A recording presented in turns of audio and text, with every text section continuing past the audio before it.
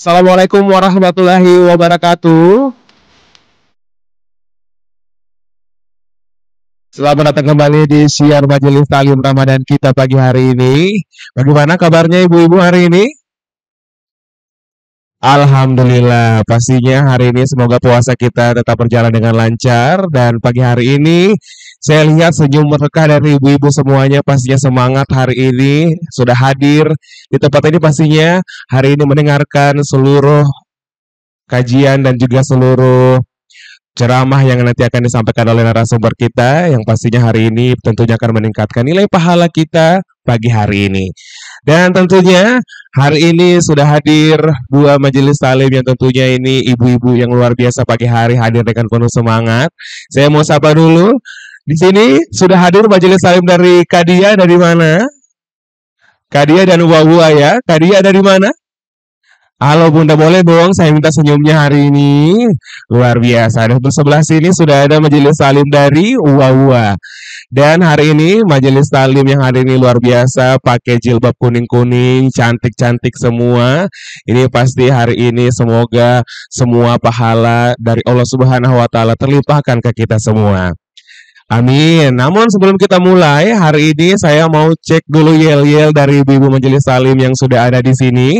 Siar majelis salim. Kendari aman, nyaman, dan bahagia.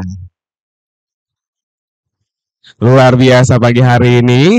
Dan tentunya hari ini di siar Majelis Taklim Ramadan kita hari ini akan mengangkat tema tanda-tanda puasa yang diterima, yang tentunya hari ini di sebelah saya sudah ada Ustadz yang akan menyampaikan langsung kira-kira apa saja ciri-ciri atau tanda-tanda puasa yang diterima.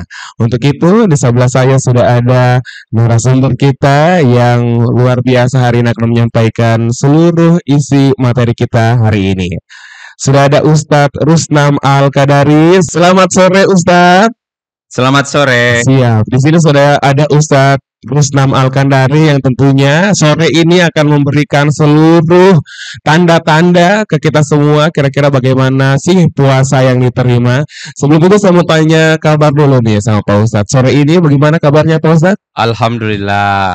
Alhamdulillah luar biasa juga, harusnya kita semua sama kabarnya seperti bunda-bunda yang hadir hari ini, tetap semangat dan juga pastinya hari ini sudah siap untuk menerima tanda-tanda apa seketika puasa kita diterima. Untuk itu Ustadz silahkan disampaikan ke kita semua tanda-tanda tersebut. Baik, terima kasih. Saya berdiri. Bismillahirrahmanirrahim. Assalamualaikum warahmatullahi wabarakatuh. Batu pualam indah dipahat, cerah diterpa mentara pagi. Karena salam dan dijawab semangat, kita ulang sekali lagi. Assalamualaikum warahmatullahi wabarakatuh. Ini jadi beribet gara-gara hujan. Mudah-mudahan hujannya membawa berkah. Hujan ini sangat dinanti-nantikan oleh Bapak petani dan terutama pengantin baru. Menyambut Ramadan di hujan-hujan begini itu sangat didambakan oleh mereka. Amin ya rabbal alamin. Allahumma shayyiban nafi'an. Ibu-ibu yang saya muliakan, mudah-mudahan diberkahi oleh Allah Subhanahu wa taala. Pertama-tama kita bersyukur kehadirat Allah Subhanahu wa taala. Kita juga bersalawat kepada junjungan kita Nabi besar Muhammad sallallahu alaihi wasallam. Kita masuk lagi di acara kesayangan kita, siar Majelis Taklim Ramadan. Ini edisi khusus, edisi Ramadan.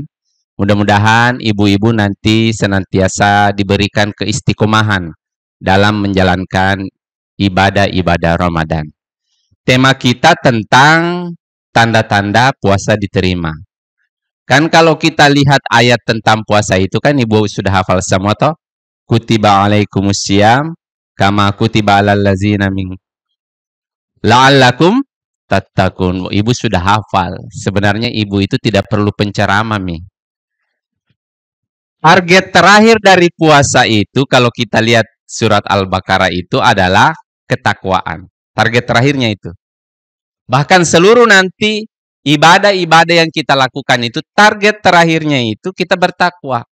Kenapa? Karena ketakwaan ini nantinya satu-satunya indikator yang dipakai oleh Allah di hari akhirat untuk kemudian mengklasifikasi dibagi, oh ini orang selamat, ini tidak.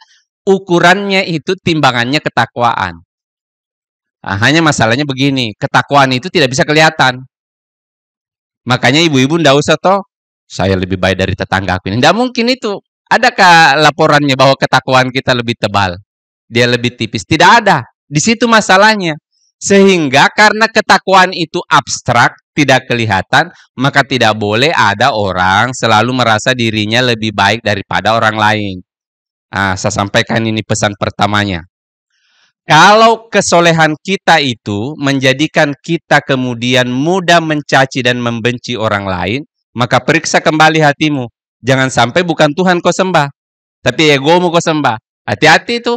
Jadi kalau kita tuh belajar agama, baru kita mudah mencaci, menjelekkan orang, bahkan membenci orang lain. Itu tanda-tanda itu bahwa oh masalah kita di punya agama termasuk puasa. Ada masalah itu.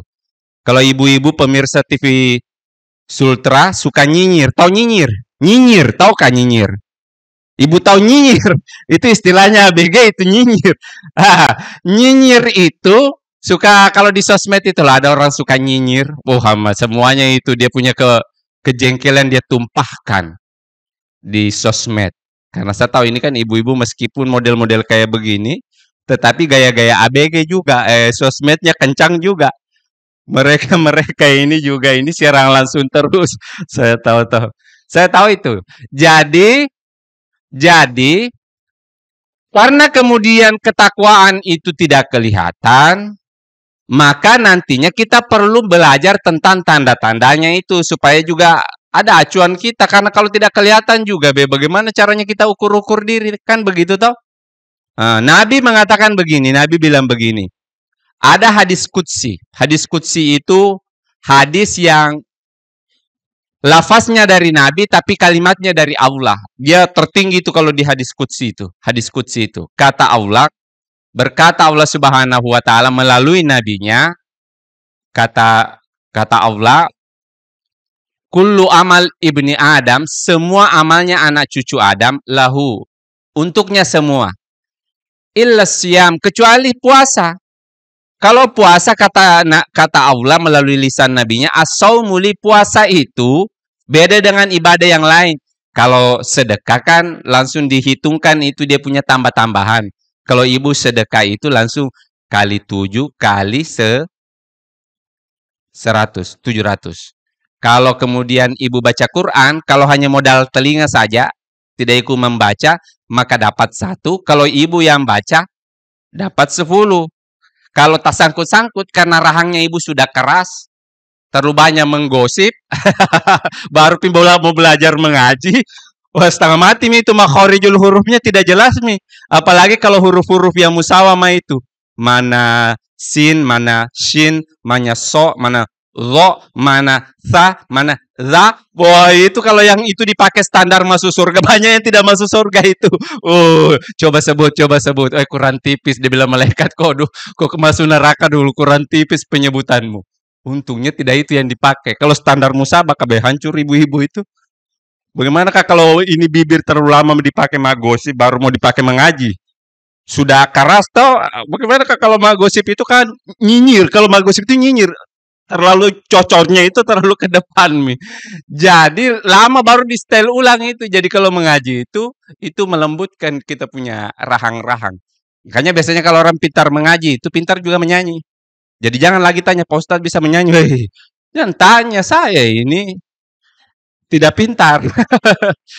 Jadi Nabi melalui Allah melalui nabinya itu mengingatkan puasa itu untuk saya. Kalau ibadah yang lain saya langsung yang balas. Kalau puasa as-saumuli saya langsung yang balas. Kata Allah nanti diperlihatkan di akhirat itu. Allah hanya jamin tumpah-tumpah nanti itu dia punya balasan. Makanya diingatkan oleh Allah, yang penting tetap semangat puasa. Masalahnya puasa dengan ibadah yang lain itu kan, puasa ini setengah mati ria dia. Itu hebatnya puasa itu, setengah mati ria. Beda kalau sholat toh. Woi kalau sholat, apalagi kalau yang lihat kita ini calon mertua, kita kasih lurus-lurus kita punya badan begini. Sama kalau kita umroh haji itu baik pokoknya. Kita selfie terus nih pokoknya, kalau perlu secara langsung itu di depan Ka'bah sambil menangis. Wah, itu ria bisa masuk. Tapi kalau puasa tidak bisa ria orang. Karena tidak jelas apa juga mau dibanggakan. Ibu makan juga sembunyi-sembunyi tidak ada yang tahu. Iya toh? Atau ibu misalnya anak-anak muda toh, pemirsa TV Sultra, kumur-kumur. Bulan Ramadan. Masuk 3, keluar 2. Korupsi 1. Tidak ada yang tahu itu. Tidak ada yang tahu. Kan kalau misalnya habis makan, habis mosonggi, baru keluar loyo-loyo begini, tidak ada yang tahu. Seperti orang puasa. Padahal habis 1 baskom ini. Habis tawaloho ini. Tapi tidak ada yang tahu. Makanya kata Allah, as-saumu li, puasa itu untuk saya. Puasa itu hebatnya dia kemudian pahalanya unlimited dia. Tidak ada hitungannya di dalil-dalil, baik di Al-Quran maupun Sunnah, karena Allah langsung yang akan membalasnya nanti. Tapi kata ulama, tumpah-tumpah nanti balasannya itu. Bahkan nanti banyak sekali orang harusnya masuk neraka, gara-gara puasa, tidak jadi masuk neraka, gara-gara puasa ini. Apa ciri-ciri puasa kita itu diterima? Kan kita tidak bisa lihat, tidak ada surat pengumumannya dari Pak Imam, dari Pak Ustadz, tidak ada. Dari langit tidak ada juga laporannya. Tapi kita bisa lihat itu kemudian ciri-cirinya satu. Ciri puasa diterima itu as-saumu junnah. Puasa itu dia tanda-tandanya diterima kalau dia menjadi junnah. Apa itu junnah? Tameng, pelindung. Misalnya contohnya ibu-ibu toh. Ini kan baru kita pemilu ini. Kalau ibu-ibu itu, kan hasil penelitian bilang begini. Di Indonesia itu 48% tamatan SD. 27% itu tamatan SMP. Hasil lanjutannya dari kesimpulannya penelitian ini, sekitar 1/3 orang Indonesia suka diserang serangan fajar. Mengerti maksudnya? 1/3 itu bukan hanya suka terima serangan fajar, tapi dia cari serangan fajar. Dia cari. Artinya kalau ketemu orang di jalan berombongan 10, 3-nya itu penerima serangan fajar. Makanya jangan kok berombongan 10, ditanda itu cari-cari mukanya yang mana ya di sini yang 10 ini di. Jadi kalau kemudian kita itu masih kena serangan fajar, berarti masih puasa kita itu harus ditingkatkan. Harus ditingkatkan. Kenapa? Karena serangan fajar itu meskipun ada ulama yang membolehkan, tapi itu masuk dalam kategori barang-barang syubhat itu. Serangan fajar. Ada yang bilang sedekah politik. Sedekah subuh. Saya ingin kasih gambaran di kitab Al-Mustasyraf itu. Ada hadis di Musnad Syihab Al-Qudai. Nabi bilang, itu kan kalau orang meninggal itu wa mi waraihim barsahum, kita hanya dipisah di alam barsah. Pisah. Kata Nabi, ketika orang meninggal itu diopor itu rohnya dari Israel ke Mungkar Nakir. Mungkar Nakir itu tugasnya tanya-tanya. Umumnya orang itu kata Nabi, P21 berkas pemeriksaannya, lengkap nih berkas pemeriksanya, tanya-tanyanya itu 7 hari 7 malam. Berkeliaran mi lagi di alam barsah. Berkeliaran mi di kampung nikmat. Ada di sana Raudatul Minal Jinan, ada mi taman-tamannya di sana, taman-taman surga. Jadi kata Nabi umumnya itu kalau orang ini waktu hidupnya lurus-lurus saja, maka P21 berkas pemeriksanya 7 hari 7 malam. Tapi kalau waktu hidupnya itu banyak bengko-bengkonya, tim sukses misalnya, banyak bengko-bengko, hati-hati kalau tim sukses itu nanti itu bisa jadi lama pemeriksaannya. Kenapa? Karena kan nanti kata kitabnya di Al-Mustasyraf itu, ketika Imam Syihabuddin diperlihatkan kondisi alam barzah, kata Imam Syihabuddin, itu saya lihat di alam barzah ada orang cuma punya satu hartanya, parang saja hartanya, tahu. Diperiksa 40 hari 40 malam tidak selesai. Parang saja hartanya itu. Apalagi ibu-ibu ini yang banyak koleksi jilbabnya, Bu. Itu lama itu diperiksanya, Bu. Mana yang ibu beli kontan, mana yang ibu beli cicil, yang mana yang ibu ikutkan arisan, suka terlambat bayar itu arisan, baru dipakai bergaya. Mana yang kerudung itu hasil serangan fajar. Baru ibu tidak coblos yang kasih. Woi, parah itu. Parah itu. Jangan bilang tidak ada anunya itu. Ada pertanyaannya itu. Karena ada juga yang begitu. Diambil semua. Kiri kanan. Caleg nih yang gila. Makanya ibu-ibu kalau bisa toh hati-hati. Puasa kita itu bisa tahan kita itu tidak kena lagi hal-hal kayak begitu harusnya. Tapi kalau ibu masih kena ya mau dia apa? Itu berarti puasanya itu ibu memang puasa-puasa awam. Kan puasa itu 2 di Al-Quran disebutkan. Kadang Allah menggunakan kata asyam seperti di surat Al-Baqarah kutiba alaikumussyam. Kadang juga Allah menggunakan kata yang lain as-saumun. Saum. Nah, kalau asyam gampang toh, yang penting kita sudah tidak melakukan 9 nawakidus syam pembatal puasa. Tidak memasukkan sesuatu ke dalam 5 lubang.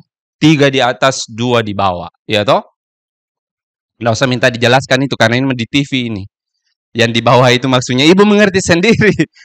Atau tidak kemudian haid, tidak nifas, tidak melahirkan bagi perempuan, tidak muntah dengan sengaja, tidak kemudian bercampur suami dengan istri, tidak kemudian mengeluarkan sperma dengan sengaja.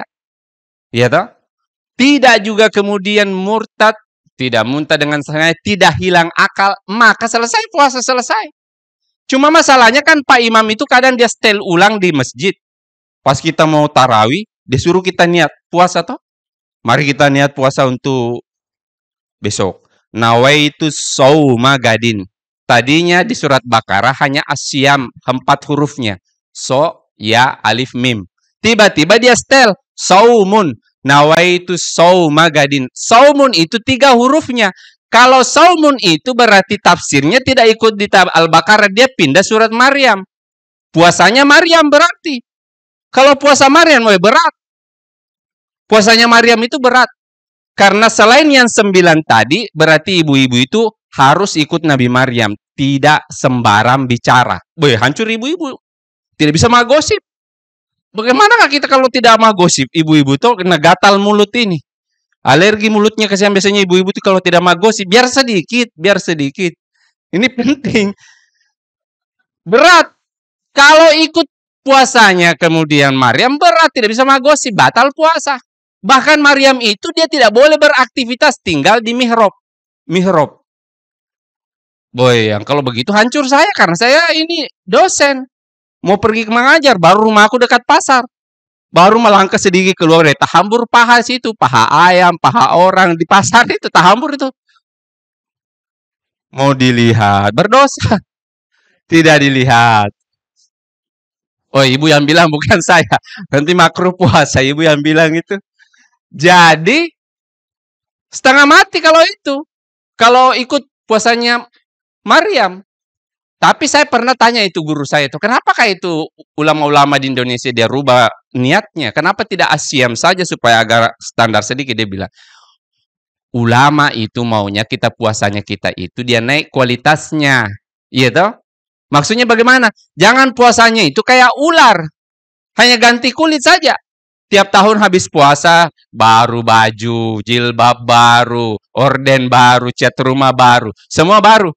Kelakuannya ndak baru-baru. Masih suka tipu-tipu, sama itu. Masih suka tipu-tipu. Hati-hati itu. Tidak ada perubahan. Kayak ular, ganti kulit begitu. Maunya ulama, kata ulama, kasih naik sedikit itu kualitas puasamu menjadi puasanya ulat. Jangan ular. Kalau ular itu ganti kulit. Biar 7 kali puasa tidak pengaruhnya kalau ular dia. Sifat buruknya itu tidak terbuka. Tidak bisa jadi junnah. Maka kata ulama kalau bisa kasih naik minimal jadi puasanya ulat kualitasnya itu. Dari makhluk menjijikan berubah jadi makhluk yang indah. Disuka orang. Tadinya orang tidak mau dekat. Pas jadi kupu-kupu disuka semua orang. Mainnya di bunga-bunga. Artinya kalau kita puasa itu jangan sampai kita itu kena hadisnya Nabi. Kan min so'imin kata Nabi nanti ada orang puasa itu. Laisa min siyamihi, tidak ada dia dapat dari puasanya. Illa julwal atos. Kecuali lapar haus saja. Tidak ada gunanya puasa sebenarnya. Padahal puasa itu adalah obat yang paling tepat untuk kemudian dipakai tirakat menghilangkan satu, maburako, saraka. Tahu maburako, Bu? Tahu maburako? Itu obat-obat keserakahan, itu obatnya puasa. Jadi kalau ada orang puasa masih mencuri juga, masih korupsi juga, aneh itu berarti. Itu puasa ular itu. Tidak berefek. Salah satu caranya supaya kita ini bisa kemudian ada efeknya itu puasa terhadap kejiwaan kita. Kita lihat nanti hasilnya itu. Orang kalau puasanya benar itu, jangankan barangnya orang, barangnya negara. Barangnya sendiri saja dia tahan toh. Memang istriku tapi tidak boleh saya ganggu-ganggu. Memang makananku tapi siangnya tidak boleh saya garuk. Jadi itu salah satu tanda kalau puasanya ibu diterima, ibu sudah menghindari barang-barang yang syubhat, samar-samar, kayak serangan fajar. Meskipun saya tahu ibu suka. Saya kembalikan ke moderator. Ya. Boleh kita berikan tepuk tangan sekali lagi untuk Pak Ustadz yang tadi sudah berikan kita ciri-ciri dan juga tanda-tanda ketika puasa kita diterima. Ingat ibu-ibu, selalu tahan seluruh godaan ketika kita berpuasa, betul ya Ustadz ya. Syiar Majelis Taklim Ramadan. Kendari aman, nyaman, dan bahagia.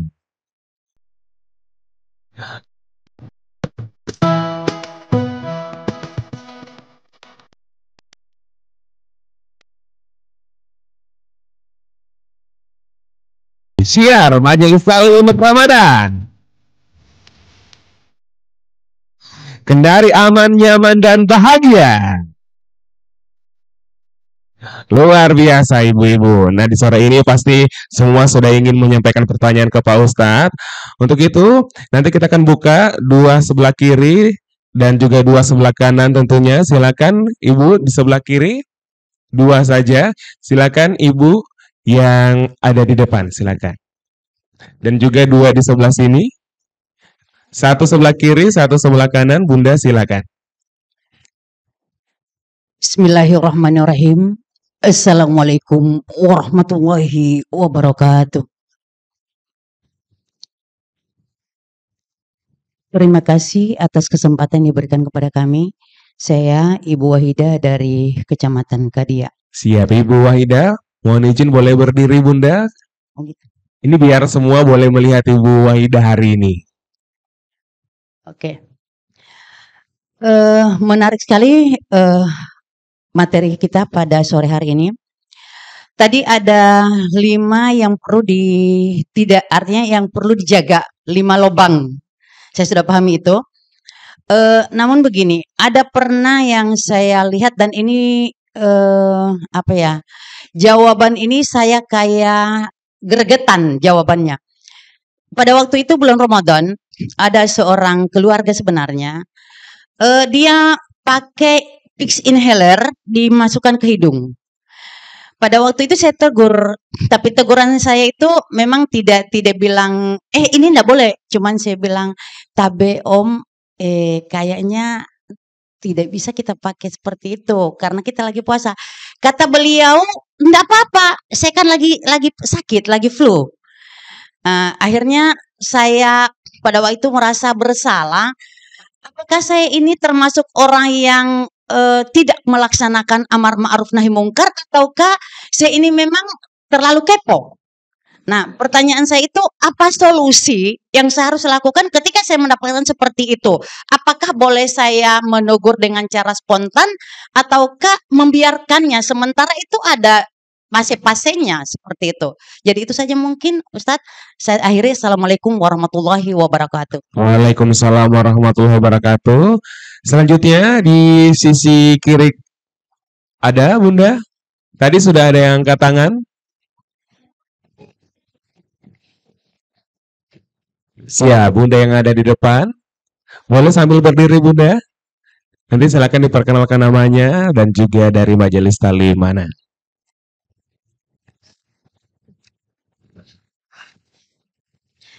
Bismillahirrahmanirrahim.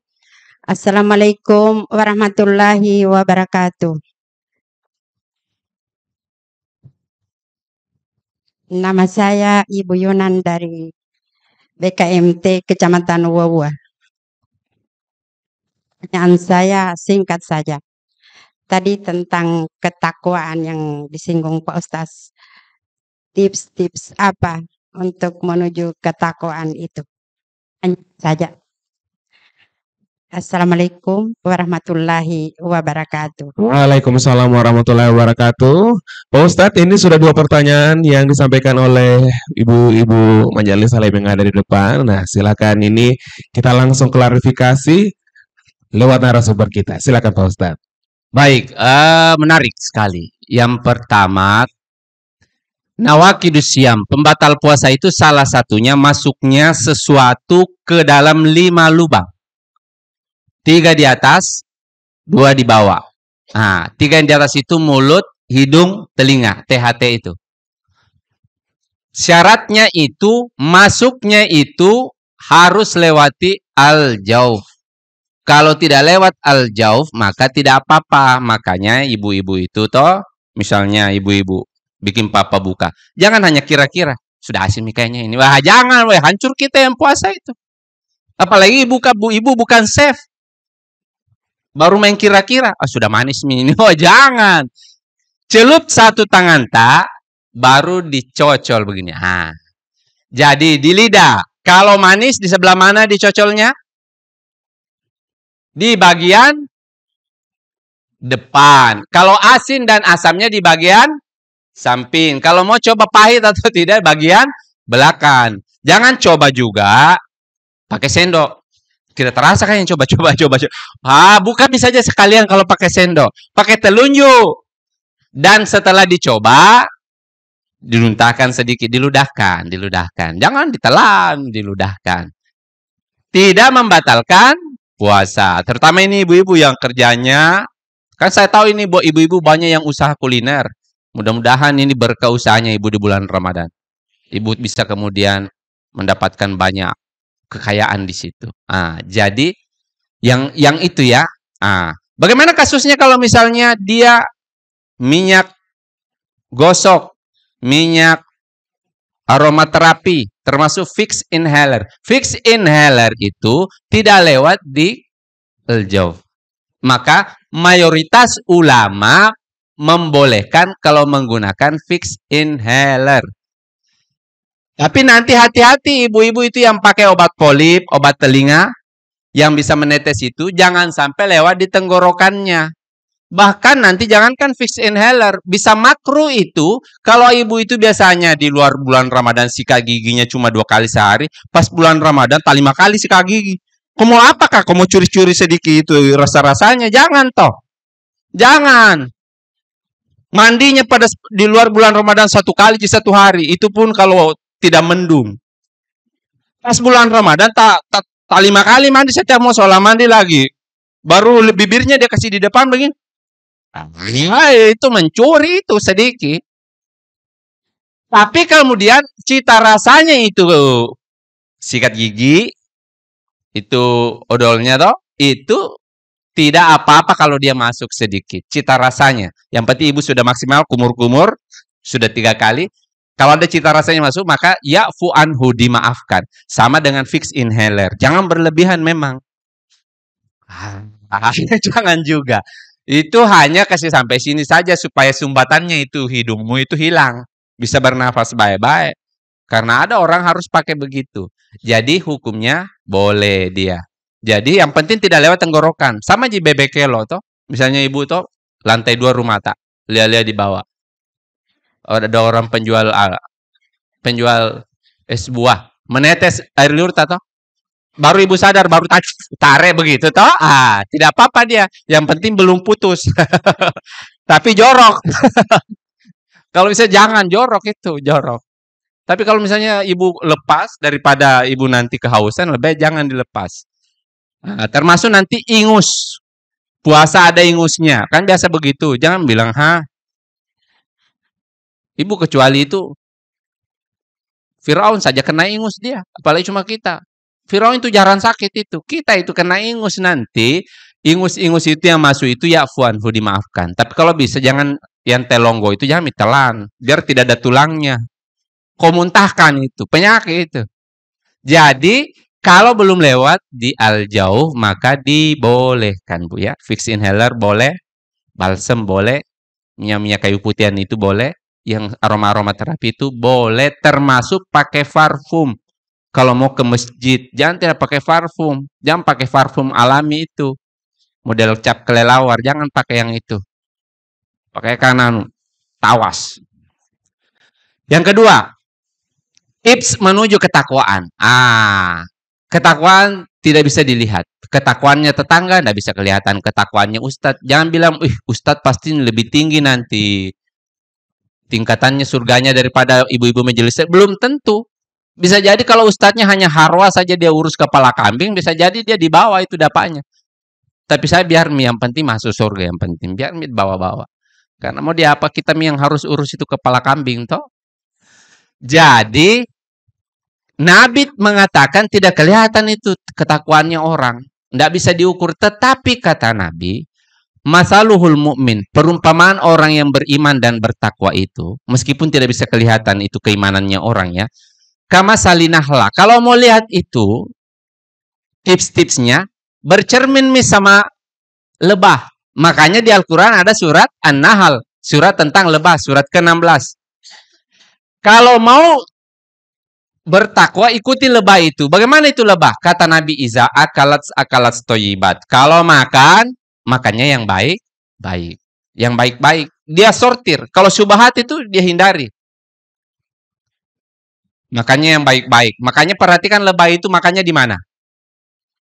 Di bunga-bunga dia makan. Artinya bersih itu yang dia makan. Kalau syubhat dia hindari. Saya ulang lagi. Kayak serangan fajar itu, hindari kalau bisa, Bu. Hindari. Meskipun besar itu amplopnya. Terasa itu kalau dibawa di pasar, terasa memang. Apalagi kalau ibu kena PSU. 2 kali lipat itu. Baku bunuh orang di situ itu. Tapi kalau bisa toh, meskipun kasihan kita hanya makan apa-apa, jangan diterima itu kalau bisa. Kalau bisa. Karena itu barang syubhat.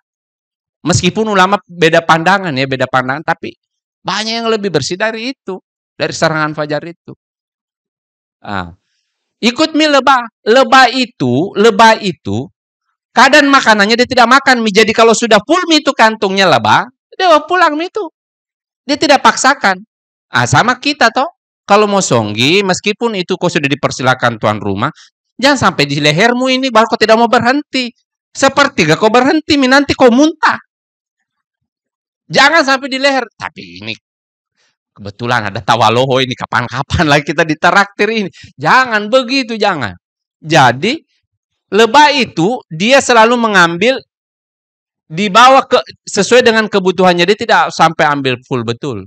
Dan ketika dia mengambil lebah itu, bersamaan dengan itu dia bantu proses bukannya bunga. Ada simbiosis. Makanya ibu-ibu tuh kalau mau bertakwa ya, kalau berhubungan dengan orang itu kayak lebah dengan bunga. Ibu untung, tetangga juga untung. Kalau tidak bisa begitu, minimal kayak hiu dengan lure. Ibu lurenya berlindung di hiu, menghindari predator menengah, cakalang, ikan sori, ikan tapo-tapo, ikan palu-palu.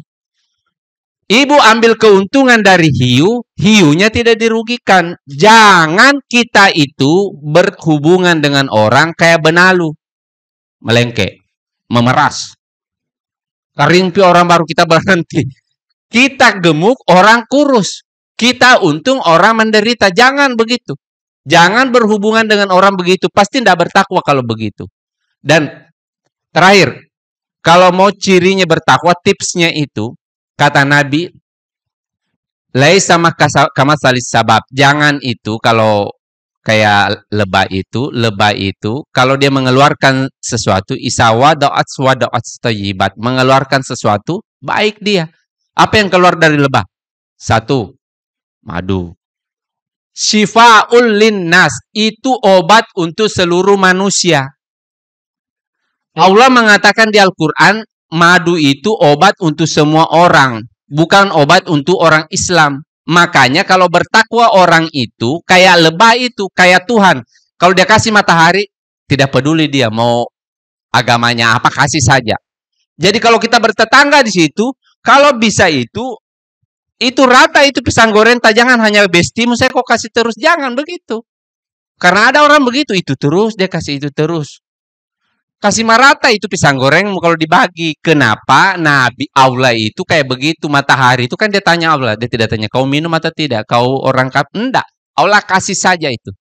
Kebaikannya orang kalau dia bertakwa itu dia bersifat umum. Tidak pilih-pilih orang. Jadi kalau berbuat baik, kasih saja. Jadi kapan ibu bertakwa, ibu berbuat baik tanpa membedakan agama, ras, kelompok. Makanya kalau ada caleg itu dia tarik kembali itu dia punya sumbangan gara-gara kurang suaranya, itu tidak bertakwa itu. Karena ada juga itu sudah banyak kejadian. Saya kembalikan.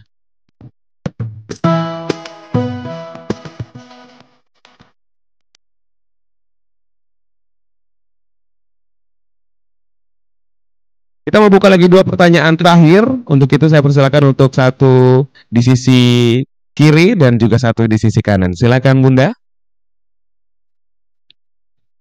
Silakan nanti diperkenalkan dirinya dan juga dari BKMT mana. Baik, bismillahirrahmanirrahim. Assalamualaikum warahmatullahi wabarakatuh. Waalaikumsalam warahmatullahi wabarakatuh. Bapak narasumber dan moderator yang kami banggakan. Saya dari Ibu Nisma dari BKMT Kecamatan Kadia. Setelah kami menerima materi dari Bapak, itu sangat bagus sekali, artinya buat kita semuanya. Ini terkait dengan masalah niat saja, sangat sederhana Pak, niat dengan sholat. Ya, jadi niat di sini baik itu niat puasa ataupun niat kita mau berbuka, barangkali begini, kadang biasa ada anak-anak kecil kita atau ada anak yang belum ini, masih mumayyiz artinya belum ini, apakah itu niatnya itu perlu kita, karena dia mungkin belum hafal Pak, apakah itu niatnya kita lafalkan dengan Arab, kita sirkan dengan bahasa Arabnya atau dengan bahasa Indonesianya. Kemudian untuk kita juga orang dewasa, yang mana lebih afdal, artinya kita berniat itu mengucapkan lafal Arabnya dengan Indonesianya. Baik itu puasa maupun salat, puasa dengan berbuka dan sahur. Kemudian yang kedua, salat. Terkait dengan salat Pak, di sini barangkali saya biasa miris juga melihat, artinya bukan dari saya tapi mudah-mudahan artinya yang saya sudah bisa laksanakan walaupun itu mungkin belum sempurna, tapi masih ada juga terkadang keluarga atau bagaimana melaksanakan salat puasa tetapi tidak salatnya tidak dilaksanakan. Kemudian yang kedua juga, apakah itu salat kita, misalkan ada salat itu 5 waktu, tapi satu kita tinggalkan, artinya mungkin itu nilainya mungkin ada, tapi artinya kita kan di sini mencari tadi tidak supaya diterima oleh Allah Subhanahu Wa Taala. Barangkali itu saja pertanyaan saya Pak. Demikian, assalamualaikum warahmatullahi wabarakatuh. Waalaikumsalam warahmatullahi wabarakatuh. Selanjutnya di sisi kiri Bunda. Kalau begitu kita berikan kesempatan lagi untuk sisi sebelah kanan. Silakan tadi Bunda yang sudah angkat tangan di belakang. Sama, boleh Bunda berdiri dan memperkenalkan namanya. Bismillahirrahmanirrahim. Assalamualaikum warahmatullahi wabarakatuh. Saya Ibu Harni dari Majelis Talim At-Tauhid. Yang saya mau pertanyakan Pak Ustadz, kita kan ibu-ibu ini kalau di tengah-tengah puasa itu kan kita sudah kecapean. Kalau awal-awal itu tidak ada yang kesiangan Pak. Tapi kalau di itu kita sering kesiangan. Jadi yang saya mau pertanyakan ini Pak Ustadz, kalau kita bangun sahur, kan biasa jam sudah 4:30 sudah baca itu doanya atau sudah mau azan, kita niatkan saja puasa kita itu, apakah itu Pak Ustadz diterima kita punya puasa itu kalau hanya kita berniat? Di situ saya Pak Ustadz. Assalamualaikum warahmatullahi wabarakatuh. Waalaikumsalam warahmatullahi wabarakatuh. Boleh kita berikan tepuk tangan dulu untuk 2 orang yang sudah bertanya sore hari ini, dan tentunya masih dengan Pak Ustadz, boleh dijawab serangan-serangan dari bunda-bunda kita. Baik, wah ini semangat sekali ini. Yang pertama, Lafaz niat itu sunnah, tidak wajib. Baik kemudian lafaz yang aslinya dalam bahasa Arab maupun kemudian bahasa daerah atau bahasa Indonesianya. Bahkan nanti ada ulama mengatakan tidak perlu itu. Jadi niat itu kalau definisinya mahian niat itu adalah qasdul qalbi, maksudnya hati. Kapan kemudian niat itu? Jadi niat itu adanya di hati. Kalau dia muncul di mulut namanya lafsun niat. Untuk apa? Imam Syafi'i mengatakan litakidun niat, untuk menguatkan hati maka dilafazkan. Baik sholat, puasa termasuk yang lain-lain. Bagaimana kalau hukumnya anak-anak itu? Apakah harus melafazkan? Tidak wajib melafazkan, sunnah saja. Kalau dia bisa lafazkan, misalnya belajarnya di masjid itu ya pasti biasanya Pak Imamnya ingatkan. Maka nanti ada saudara kita itu dia membid'ahkan itu kalau kita lafazkan niat. Ada saudara kita itu dia menganggap itu bid'ah itu. Tapi saya berbeda pandangan dengan itu. Saya menganggap melafazkan niat itu bagian dari menguatkan niat. Jadi tidak wajib Bu ya. Baik, yang pertanyaan berikutnya tentang ada orang puasa tapi tidak sholat. Bagaimana hukumnya? Ayatnya itu dalilnya faman ya'mal mithqala dzarratin khairan yara wa may ya'mal mithqala dzarratin syarran yara. Kebaikan sekecil apapun dinilai. Keburukan sekecil apapun juga dinilai. Jadi jangan lagi serang juga orang itu karena dia puasa tapi tidak sholat. Jangan, tidak ada gunanya kok puasa itu. Berhenti saja, jangan. Biarkan mungkin di situ tempat lewatnya dia nanti. Karena umatnya Nabi Muhammad itu macam-macam. Ada umatnya Nabi Muhammad itu sholatnya sekali satu minggu. Hanya Jumat saja dia muncul. Ada juga umatnya Nabi Muhammad itu cuma 2 kali dia sholat dalam 1 tahun. Idul Fitri, Idul Adha. Ada juga umatnya Nabi Muhammad itu 1 kali dalam 5 tahun. Mau pemilu baru muncul di masjid. Ternyata kau orang Islam. Ada juga yang begitu. Ada juga. Jadi unik-unik itu umatnya Nabi Muhammad. Puasanya bersyukur dulu kalau suami, saudara sudah mulai puasa, bersyukur disupport. Sambil kemudian kalau dia tidak bisa berjamaah di masjid, sholatnya di rumah.